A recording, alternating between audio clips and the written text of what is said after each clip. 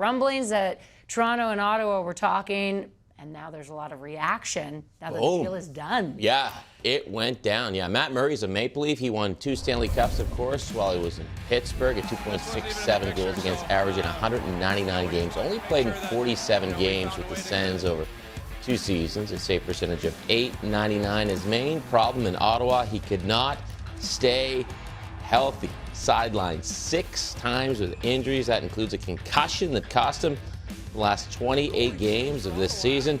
And before the Conky, Murray had looked good in 14 games after getting recalled from the American League at 2.96 goals against average with a .912 save percentage and 1 shutout. Elliotte Friedman. Matt Murray is a Toronto Maple Leaf, $4.68 million cap hit, with the Sens taking up the rest of it. A goalie coming off concussion that spent parts of last year in the American League. To me, that sounds like a huge gamble. Is it? It's a gamble on his health, Ken. That, to me, is the biggest gamble they have. Now, there are lots of people in the Toronto organization who know Matt Murray very well. Kyle Dubas obviously knows him. Sheldon Keefe obviously knows him. And so does John Elkin, who's sort of their goalie scout who runs their goaltending department. He has skated in the summers with Matt Murray for a long time. So there's a lot of people here who know him. I think basically what it came down to, Ken, was this. When you take a look at where the goalie market is going and who's available, I think Jack Campbell's likely going to Edmonton. I think Darcy Kemper's going to Washington. That's the most likely outlook for him. I think Braden Holtby won't play next year and is probably retiring. I think when you started taking a look at the merry-go-round, the musical chairs, and where they were all going, the people decided in the Maple Leafs organization decided that Matt Murray was their best option. Now, I think the relationship between the Sanders and Murray hit absolute rock bottom. I think Toronto believes that Murray will be motivated by that. Ottawa gave Murray permission to meet the Maple Leafs and their doctors. That happened on Sunday, so Toronto did a full examination with them. But I do think this. I think I spent a lot of time over the last few days talking to people about Matt Murray. There are people who believe he has the ability to be a very good goaltender. The only thing they worry about is his health. He can't stay healthy, and that's a big gamble to bet. I don't think the Maple Leafs are finished shopping in goal either, Ken. Okay. Is Kyle Dubas' job on the line here, depending on how Matt Murray performs?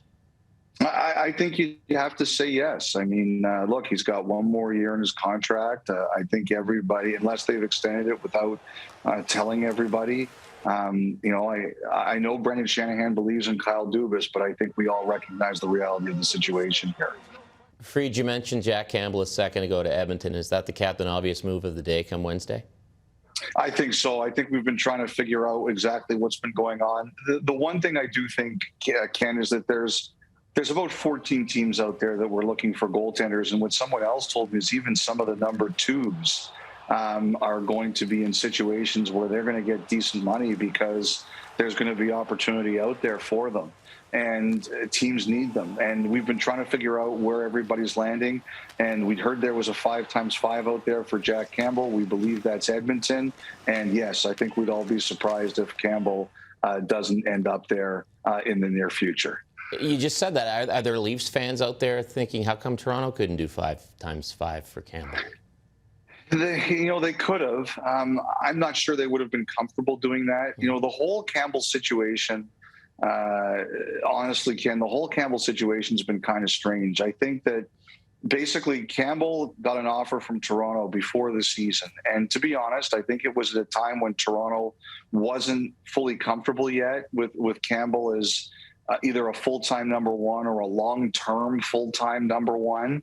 They made him an offer of about 3 times $275, I'd heard. And the last year of that deal was a very low number, under $1 million. And I heard Campbell countered, as his agents you would expect, with an offer on the way far end of the spectrum, a very, very big offer or a very, very big counter that the Maple Leafs were not going to accept. And I just don't think it ever got back on the same footing. For whatever reason, I don't think they were able to recover, get back there. And I just don't think that Toronto would have been willing to do. Like, if you look at the Murray, whatever you think of the deal, basically they've just taken a 2-year deal at just over almost $4.7 million. Yeah. So it sounds to me like they're much more comfortable with that than they would be for a 5x5 on Campbell, and time will tell. To the Flames, if Johnny Hockey leaves Calgary, what's plan B for the Flames?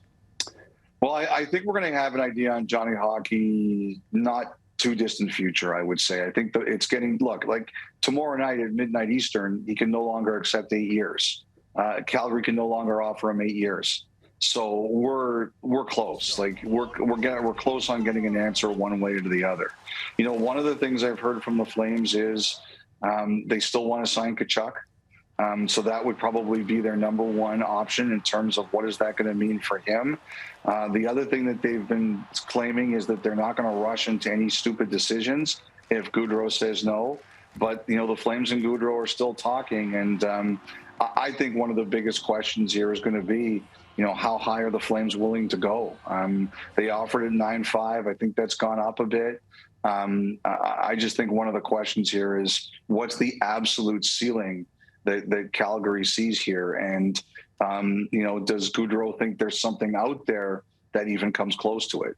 Thanks, Friedge. Don't lose your phone charger, buddy. I already did once. Had to go back somewhere and get it. Thanks, pal.